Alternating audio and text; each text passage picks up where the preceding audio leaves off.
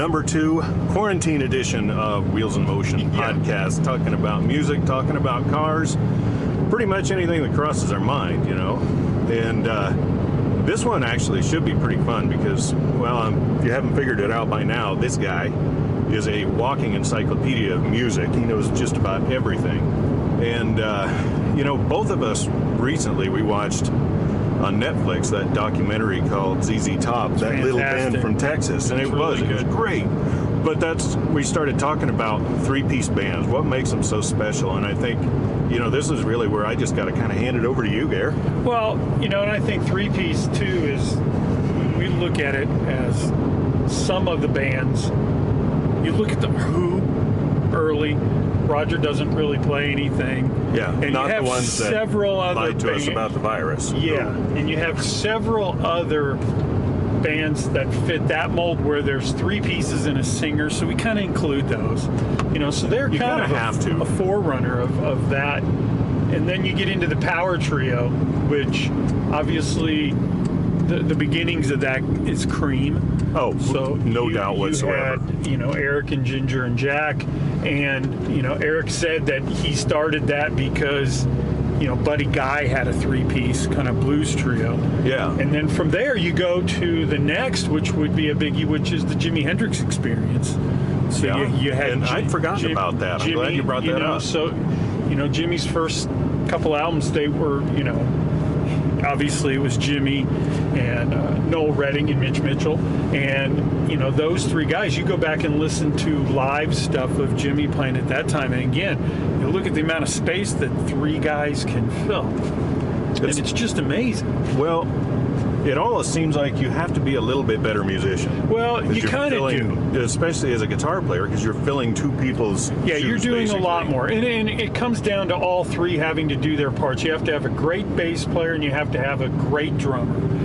Yeah. And then the guitar player can do a little bit of in and out and whatever he does. So you go from there, and then, you know, we open it up from that, and you go, okay, well, the next kind of version of that was Led Zeppelin, and they're technically a 3-piece. You could listen to them live. 3-piece and a singer. So you're going that, you know, the next one, Black Sabbath.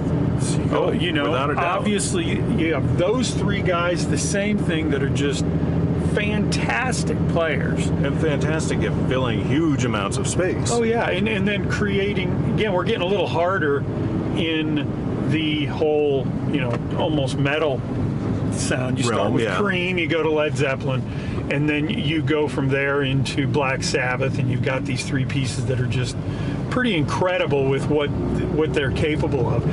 We go into where, you know, ZZ Top started then, and again, another band, blues band, that just made it happen. They did such a great job of melding the very, very regional Texas sound and blues, and making a whole sound that nobody really heard that much before. Theirs. Yeah, it was their own sound. And again, you got 3 really good, you got a great guitar player, good drummer, good bass player doing what they're supposed to do, and it just worked. You know, and there's so many, but you leave from there and you go to, again, one of our favorite we talk about a lot, you go to look at Rush. Oh, geez, yeah. Early 70s started. You've got 3 guys that were just amazing. You know, amazing. You go, you know, Alex and Geddy and Neil, you're looking at 3 virtuosos that are probably 3 of the best at their instruments. Oh, yeah. Of just about anybody. And it took me some years to come into Rush, because I didn't care for Geddy's voice when I was younger, and as I've matured a little bit, I don't know if mature is the right word to say in my instance. I would say aged. That's more like it. But as I've aged a little, I've found that, you know, such an appreciation for them, and it's been just wonderful to go back and listen to their catalog again and go, wow, how could I have missed out on this when I was a kid? You know, they weren't, especially early, you know, they got airplay, but they were not media darlings by any sense of the word. You had to seek them out, kind of. You know, when 2112 came out, everybody kind of went, whoa.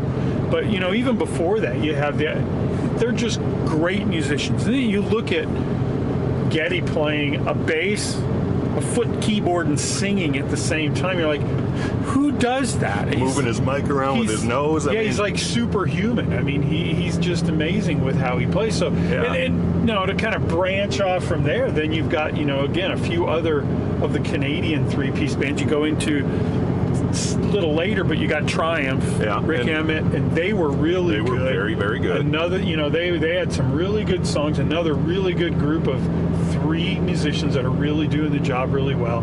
The next Canadian, you get the Jeff Healey Band, another guy that Jeff just blows your mind. Just blows your mind how he played that guitar on his lap. If you haven't seen him, check him out. Yeah, go rent Roadhouse. We lost him right a couple now. years ago to cancer. Yeah. He's amazing. I mean, besides being blind and playing in his lap, he does things and bends things differently than most of us blues and rock guitarists do. He's just incredible. He has an amazing feel and an amazing sound. Yeah, he's a heck of a player, that's for sure. And, back on the American front, really, the three-piece with a singer, the first iteration of Van Halen.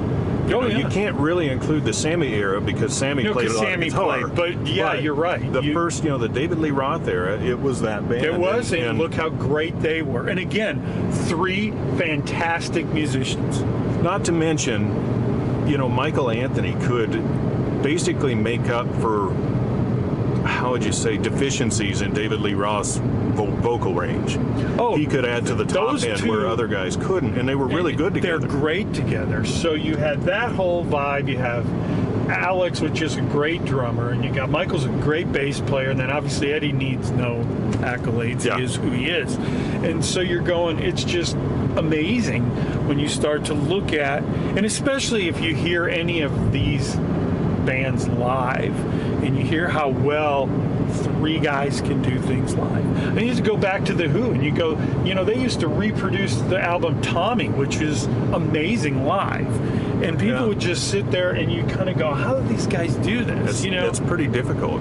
And it's just... This is the driving music of our lives. This is what, all this stuff is what we listen to when we're out in our hot rods all the time. Yeah. And that was the big reason for melding the two topics together for the podcast, really, because you don't really have one without the other. Well, and another band, from that mid to late 70s era, and that were another group of fantastic, The Police. Oh, another perfect example. I had totally forgotten about that. Of great musicians, three guys that all come from almost like a jazz background, they put so many different textures into different songs. You go back and listen to some of the non-hits and go back and listen, you go, wow, these guys, they did amazing stuff. Just yesterday I was listening to King of Pain, the song, and how much skill it took for your drummer and your bass player to sync up when they first start, because that's a very uncomfortable. When the drums start and the bass, it's really almost uncomfortable, but they're so good, they're able to pull it perfectly. Well, you go back and listen to their stuff, and Sting doesn't get enough credit for how good of a bass player he really is. Obviously, he's a good singer-songwriter, but Stuart Copeland's a great drummer. Yes. And Andy Summers is a great guitar player. So you combine those guys, and you're going, and again, Andy with kind of a jazz, same with Stuart, somewhat of a jazz kind of background, and you go, this is amazing. The other band, The Doors. We talked about The Doors. Jim didn't play anything. No. So you've got, again, another group of guys that are just amazing. With their original formation. You got Ray, which is just, he's an incredible keyboard player. Robbie Krieger's a great guitar player. And John Densmore is a fantastic drummer. So you got these guys that like we said, three pieces for some reason. It works so incredibly really well. And I didn't even, I'm a big classic country fan too, and I haven't even gone back and really researched how many of those groups were smaller, but most of them were bigger groups. A lot of them had bigger groups because they kind of came from a mold where you had a lot more guys sitting around. You had acoustic music, which you needed a few more people to play, and you had bluegrass guys. You didn't fill as much space to do a dance band in some juke joint with three guys, and a lot of times back early, they didn't use drums. So Right. you combine a drum and a bass, and if you have the right groove, the guitar player can do very little and sing and do whatever, and people will get up and move. So when you had bluegrass, you had two or three guitar players, Yeah. a banjo player, you had a mandolin player, maybe a stand-up bass player, and that. So you had a few more. So there may not be as many out there. There's probably some, but there's not as many mainstream, really popular that you see bands. Rascal Flatts, I think, is one. I mean, those guys, and they're more of a and they're kind of vocal band, really. vocal pop. But so I mean, there's some, but when you look at all of those, and as we get later, into certain bands like we talked about, Pantera is another, Three-piece heavy metal, and I mean, instrumental band. wow, they filled a lot of space. Had Nirvana, another three-piece band, and you have a lot that. We are talking about bands with talent here. Yeah. No, So- I mean, that's where I'm wondering where So- Nirvana comes into so- that. I'm just giving you a hard time. You have a formula, and who knows what it is. And Well, I there know was- playing. Me personally, when I play with people, if I like playing as a three-piece. Yeah. If I have a really good drummer playing with me and a good bass player, three-piece is fun. I then kind of like to go to four and have a keyboard player. Well, even stepping back to the whether it be the Who or ZZ Top, a lot of those three pieces really had some longevity to them. Well, Where they a lot of did. others, you see a lot of personnel changes over the years. Yeah, they did. Obviously, the original Cream, they're in 2.5 years or so, and Jimi Yeah. Hendrix was 3 years or so, 3.5 years, and as a three-piece, a little And less. who knew how long Jimmy would have been, stayed out there. Yeah, and Led Zeppelin lasted a long time in Very their good. iteration. The Who, though, 12 years. The Who's been around. They were around forever. Obviously, ZZ Top is, I think they're the longest band that's been together in the original band Yes. members since. They're kind of like the gold standard. Yeah, it's amazing. Those guys have been around for 50 years, and you're going, holy cow. Yeah, it's that's a long time. The band dynamic can be an odd thing because, you never know how long you're going to get along. No. And that's part of it, too. And the more people you throw in the mix, sometimes maybe the harder it is to get along. The tougher it is to get along. Well, that was a really, it was a great conversation about that, and it's a topic I've been wanting to touch on for quite a while. So I'm glad we got to do that. I hope you folks enjoyed it, and be sure to enjoy it and come back and join us next time. We'll either be talking cars or we'll be talking music, but we'll definitely be back. Be talking. Yeah, you might get sick of us one way or Yeah, but another. we'll be talking. All right, well, have a good one, Gearheads, and we'll talk to you next time, all right?